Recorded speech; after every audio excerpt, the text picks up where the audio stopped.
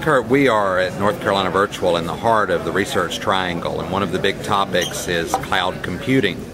And when I think about leveraging resources, I was struck by your comments today at the Southern Regional Education Board that teachers being shared, leaders being shared, developers being shared is really the wave of the future.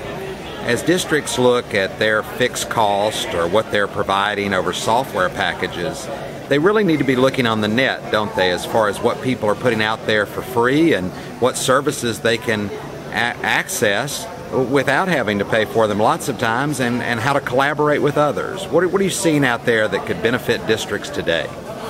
You know, there's one thing anyone can do, and that's take an hour of your time, whatever the search might happen to be, and do it. Oftentimes we say we're too busy to search for XYZ. I was asked to talk about engineering for K-12 kids in Massachusetts because of state law. I spent an hour on the web and found all sorts of resources that people in Massachusetts didn't know about, and I'm not an engineer, but I learned about it. Talking to medical people down in Texas, the same thing. So, you know, there's a wide gamut of resources from Curriculum Wiki for K-12. Scott McNeely from Sun Micro saw his kids struggling with an electronics project in grade 5, 6, and said, we can do better. We can find resources. All he could find was something for welders, a game, you know. So, first of all, is becoming aware of what is out there is definitely important. There's the OER Commons is a website where you can explore open educational resources. There's the NROC, National Repository of Online Courses. In there are a number of K-12 related course contents and materials that you might exploit in a kind way and utilize within your own classroom settings, or maybe add to.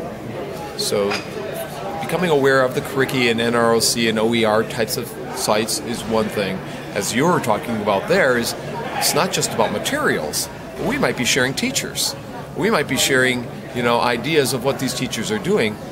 And recently I've been hearing that in 10 years, we're going to have video conferencing possibilities in K-12 schools to help out with the problems of math and science, where a student might have a teacher from North Carolina, it's a homeroom teacher, and a math teacher, and a science teacher, but you're going to pour it in via video conferencing an assembly of other teachers from other countries, whether it's the Philippines or Singapore or other places or India, to supplement during free time, during, you know, the free periods and after school and before school, to add to.